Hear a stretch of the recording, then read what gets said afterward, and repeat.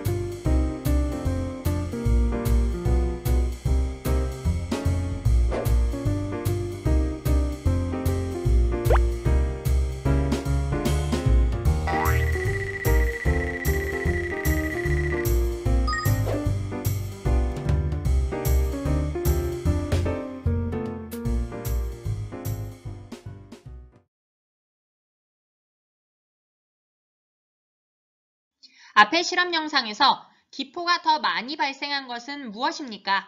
먼저 온도를 살펴볼게요. 뜨거운 물과 얼음물을 비유했을 때 기포가 더 많이 발생한 것은 어느 곳이었나요? 그렇죠. 뜨거운 물이었어요. 자, 그럼 감압 용기, 압력을 다르게 했을 때 어떻게 달라졌는지 기억나나요? 어디가 기포가 더 많이 발생했죠? 그렇습니다. 공기를 빼낼 때, 그러니까 압력이 낮아질수록 기포가 더 많이 발생했습니다. 그러면 탄산음료에서 기포가 발생한다는 것은 무엇을 뜻하는 걸까요?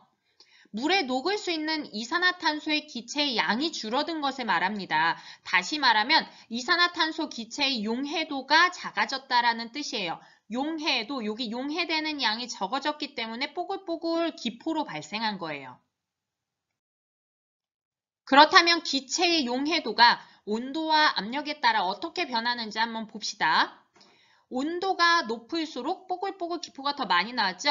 아까 기포가 더 많이 나오면 기체의 용해도가 작아진 거라고 했어요. 다시 말하면 온도가 높을수록 기체의 용해도가 작아지고 압력이 낮을수록 기체의 용해도가 작아집니다. 즉, 기체의 용해도는 온도가 높을수록 그리고 압력이 낮을수록 작아집니다.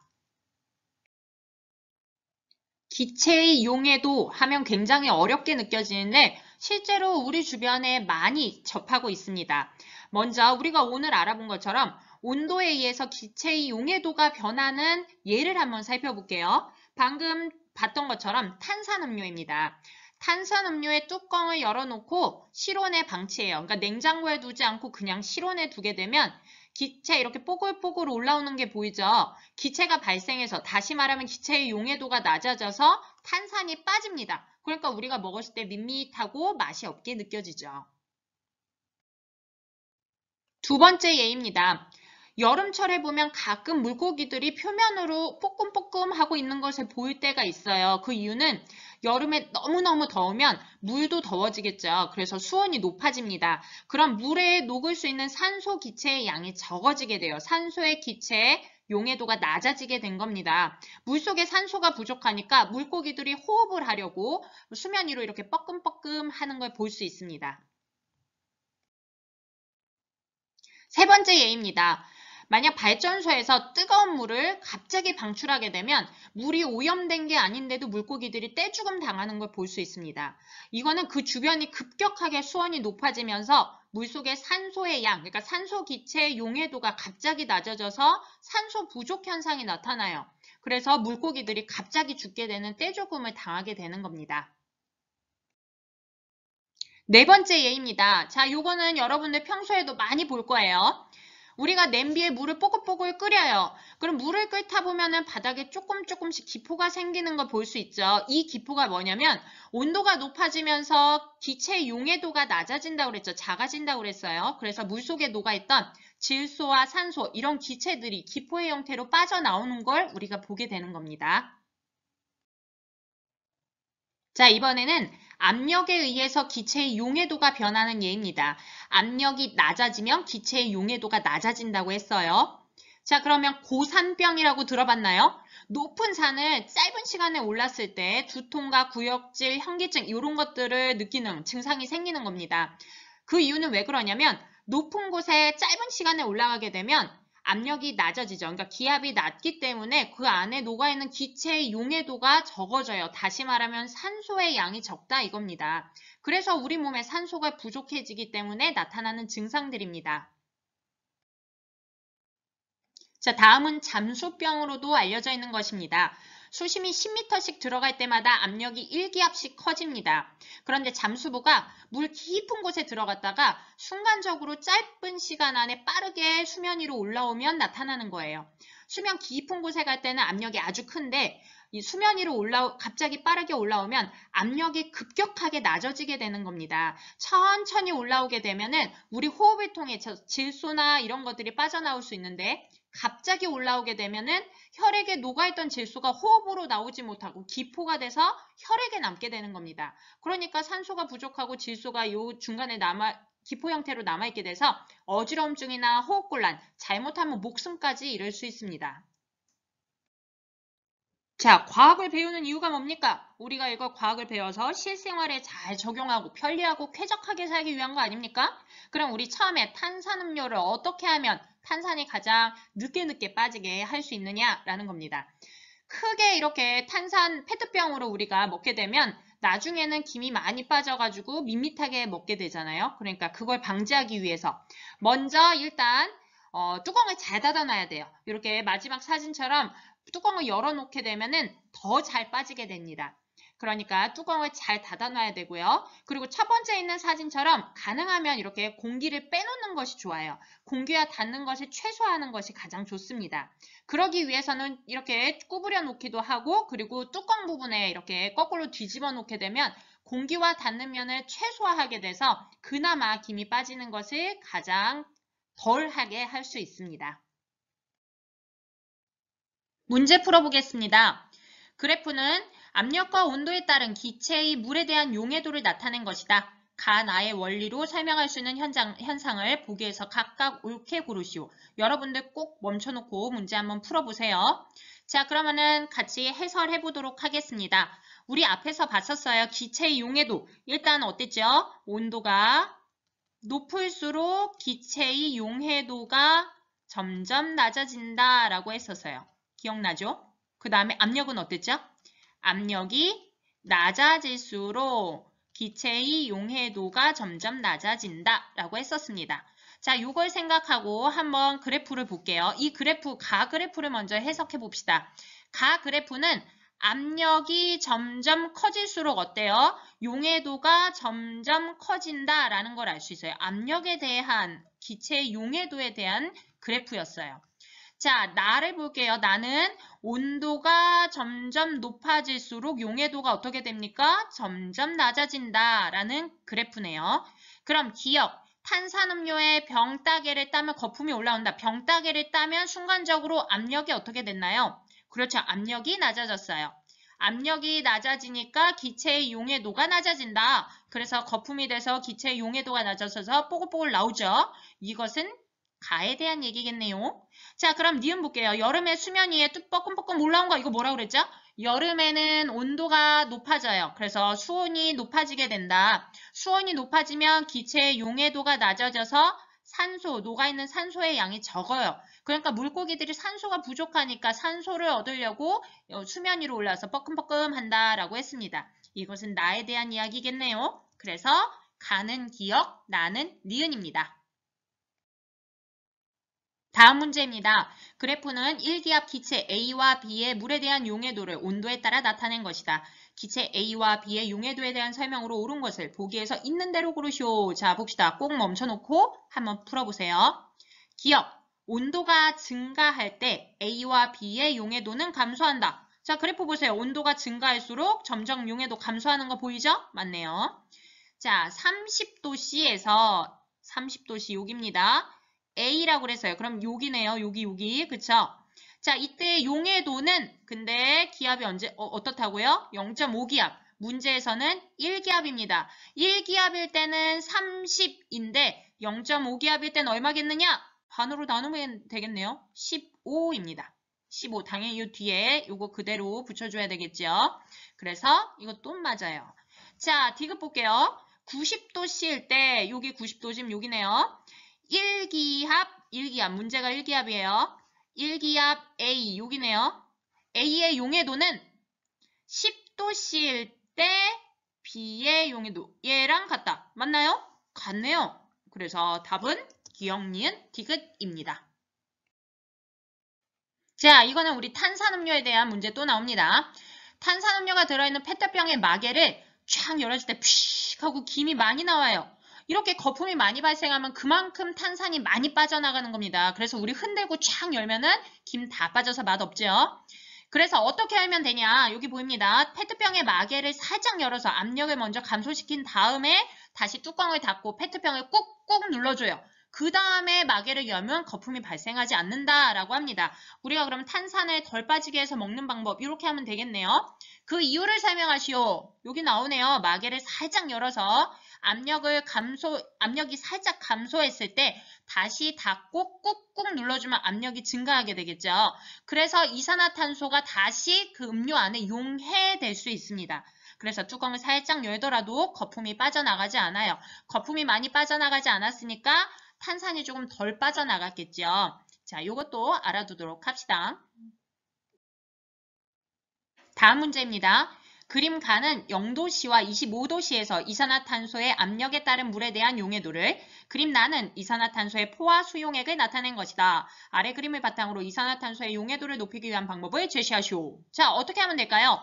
용해도, 기체의 용해도를 높이기 위한 방법. 먼저 가 그래프는 어떤 그래프냐면 압력이 점점 증가할수록 용해도가 증가하는 그래프이기도 하면서 온도에 따라 다른 것도 볼 수 있네요.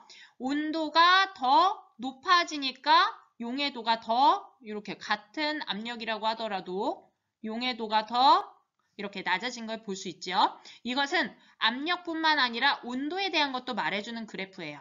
자, 나를 보니까 지금 25도씨 1기압이다 라고 했어요. 그럴 때 기체의 용해도를 높일 수 있는 방법 어떻게 하면 될까요? 그렇죠. 온도를 낮춰주면 됩니다.